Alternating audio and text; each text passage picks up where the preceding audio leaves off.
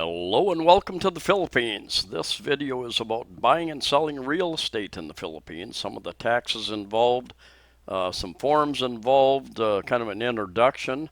But first, in fact, I'm going to turn a lot of that discussion over to JRC Real Estate.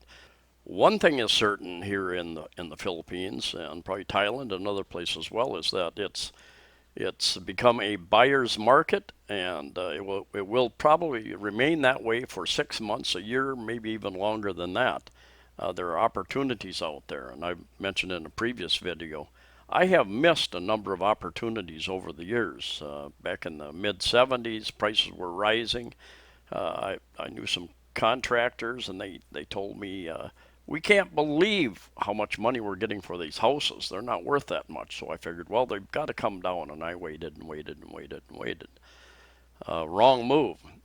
During the 2008 housing crisis in the U.S., great opportunity to buy and watch the property prices go up. I had a friend who bought a $60,000 condominium for about $25,000, and he just sold it for over $100,000 in less than 4 days. Now, I am not suggesting people take risks and make investments that they can't afford. Do your due diligence and understand the market, understand what your budget is, what you can afford.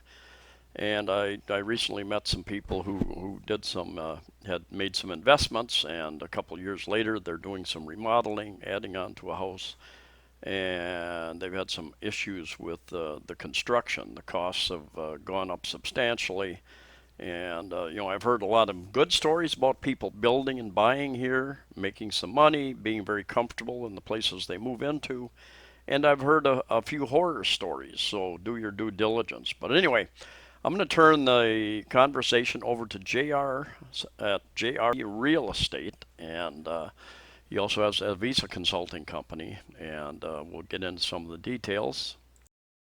Apart from the visa, we're also part of being a licensed real estate broker and appraiser. We're also trying to register right now a real estate company.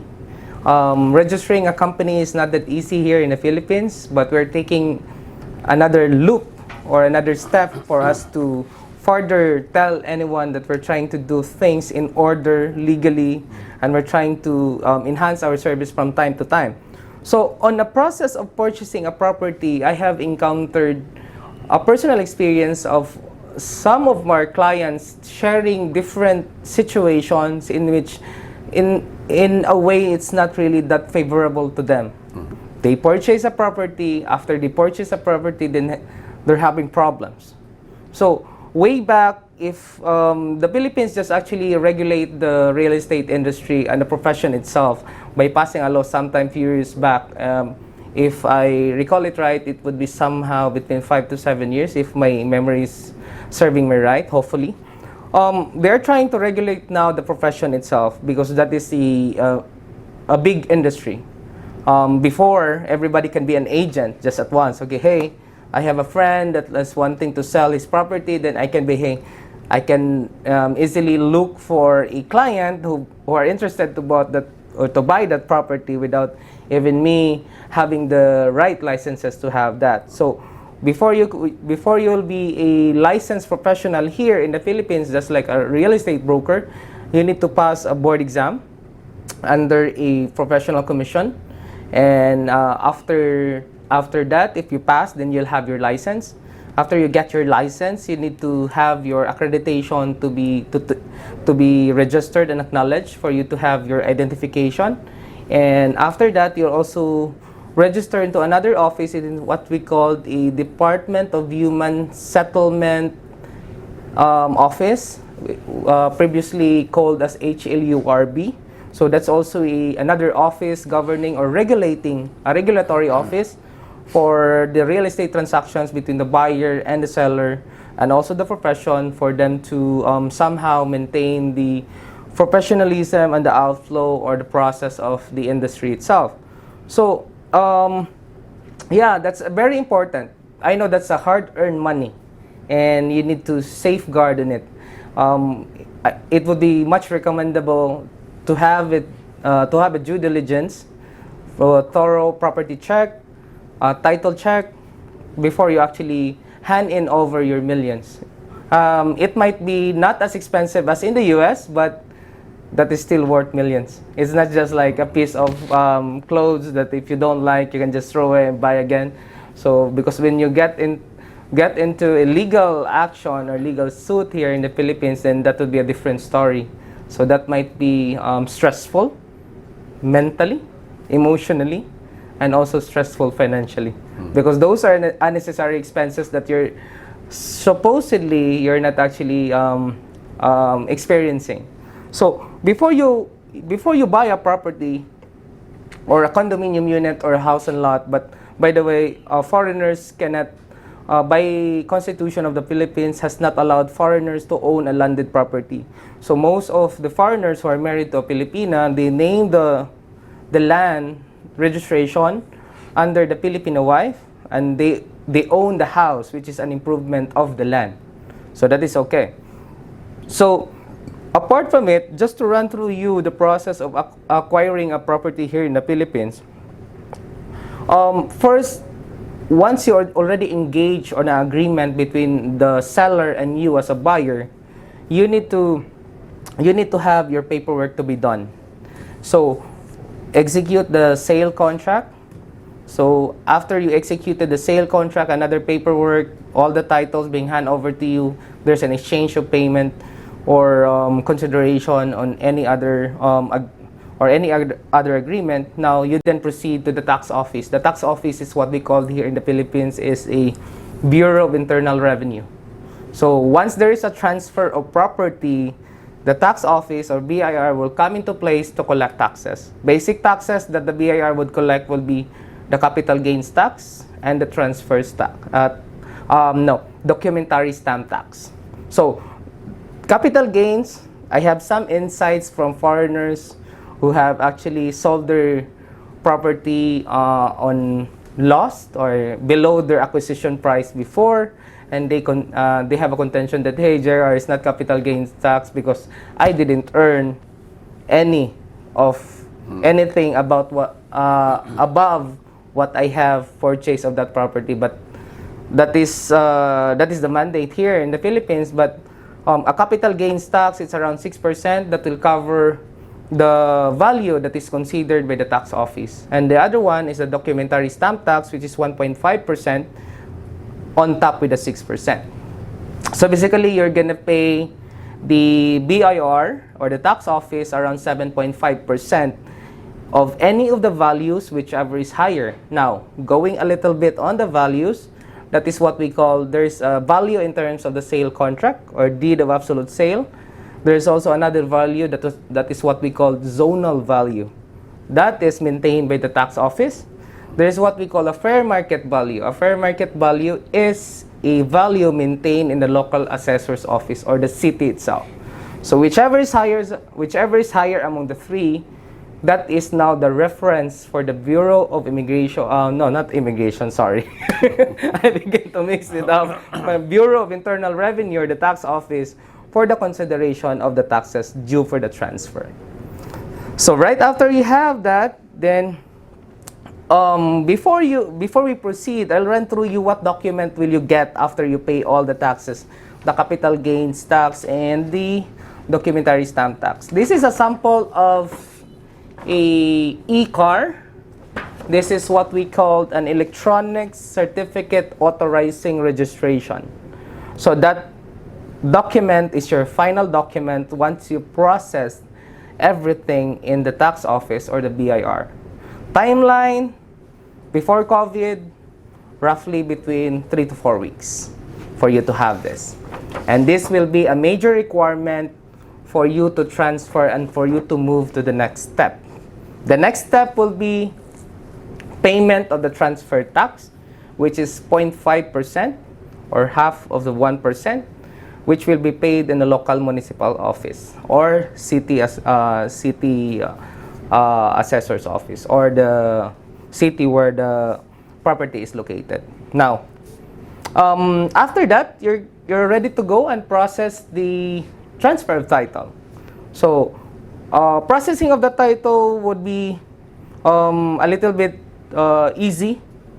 Why? Because you already have sorted out all your paperwork since you start the process from the first step, which is having the contract and processing it to the BIR. Because more or less, the document that you're referring to, or the set of documents that you have prepared for the Bureau of Internal Revenue or the tax office, is more or less the same set of documents that you're going to present to the deed of registry of deeds, which is what we call also in simple term the deeds office. That is where the title is issued, and that is where a new title will be issued or due to the transfer or whatever processes that you're doing in relation to the title issuances.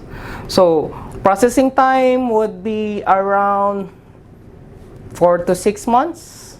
It depends on where are you located, because you need also to consider the volume of the processing that they're trying to do and to issue, because it also entails a certain series of steps for it to be issued, evaluation, payment, and an estimate for that will be around 0.7% to 1% that you need to pay. So this is a sample of the title. By the way, as for reference for everyone, especially to your subscribers, Rod, and to your future subscribers, to your friends, based in the Philippines, the ultimate proof of ownership is always the title. So, in as much as possible, a desirable outcome of a purchase of a property, you or the seller should have presented you a clean title, free of any lien and encumbrances. Otherwise, if they have a lien and encumbrances, you need to think twice and check everything out before you proceed with the process. Now, the last step is the change of the tax declaration. So more or less, we're now going to the city assessor's office. For example, you purchase a property here in Cebu, you need to go to the Cebu City assessor's office to change for the tax declaration, to update the new owner of the property. So basically, this is a sample of the tax declaration. So this document is for tax purposes only. If you bought a property here in Cebu, so this is a tax declaration in which you are required already to pay a real property tax at around 4% of the assessed value on a yearly basis. So the real property tax is not included on the taxes that you pay on the sale. So basically, that entails the entire and the basic documents that you should have on a normal and a perfect situation when you buy a property. So first, you have the title. Second is you have the tax declaration. Third is you have the e-card, which is from the BIR, and the deed of absolute sale, or the sale contract. Now, expounding more, we'll make it a little bit more complicated this time. How about a certain foreigner is intending to buy a parcel of land to be named under his wife, and the land is 1,000 square meters, and they intend only to buy a portion of it. Let's just say 500. So that is where most of the complications right now come into place, because there are some foreigners who have proceed to buy the land, but they have not foresee that they need to actually to have an approved subdivision plan, duly approved by another government office, in which what we call a DENR, so Department of Environment and Natural Resources, for them to have a proper partition or subdivision on that particular 1,000 square meter land. So I'm gonna show you a sample plan. This is a sample plan of, and as you can see here, this is a proof that this is already an approved subdivision plan. So instead of going back to the situation that we have buying a portion, so basically if that is still 1,000 square meters, so that should have one title. So once you have this partition, you're gonna submit this to the BIR, you're going to submit this along with your other documents in the registry of deeds and also with the assessor's office. And from 1,000, one title, it will now be 2 titles, each of 500. Because you yourself only purchase half of the area, which is 500 square meters. Now, there is also one situation that we came across. The owner is a foreigner na Filipina, but unfortunately they're buying a portion only of a hectare property. But they're only buying like 500 square meters. But as I have recommended and evaluated to them or talked to them that, hey, ma'am, you should actually have the title as of the moment. Although they have transferred the tax declaration, yes, that is possible, especially on the provincial areas here in Cebu. But as what I mentioned earlier, the ultimate proof of ownership is the title. So that is the thing that I want. Basically, we need to do some groundwork for that, and I would like to share that one freely to all of your subscribers, Rod, because that would be very helpful for them. I know some of you, some of the foreigners come to the Philippines to transfer permanently, and it breaks my heart. Then when I hear stories that they've been scammed, they have been taken advantage of, and sometimes they just need to learn in it and move forward in it, or might as well the best scenario is to prevent that from happening. In as much as possible, if you have some immigration, visa, real estate needs or questions, shoot us an email and we'll do our best to respond to you as soon as possible. So those are the things that we would like your subscribers to know as of the moment. But if you do have questions, our office is open. And if you're still outside the country, call us on WhatsApp, email us. And if you're here in the Philippines, or if you're outside Cebu, call us. There's a lot of means and ways already at this point of generation for us to talk, for us to do a conference call.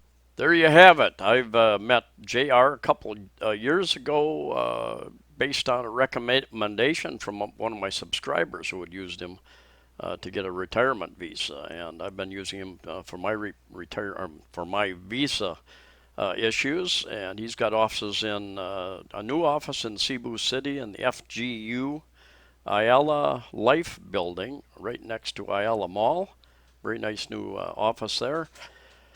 I think they retain a couple offices in the Crown Regency, the Club Ultima Tower, where they previously were. They've got an office in Dumaguete, and they've got an office in new one in Boal, the resort diving area over on the west side of Cebu Island. They're a growing firm. I get a lot of good reports from a lot of you. Already know him, I've met him, have used his services, and they're in the process. He's a licensed real estate guy. They're in the process of incorporating presently. That's with the SEC. That's a process that takes a little bit of time. Anyway, I will leave contact information in the description of the video, and you can contact them for real estate needs, buying and selling. They also have they've got lawyers that they can access information, help from.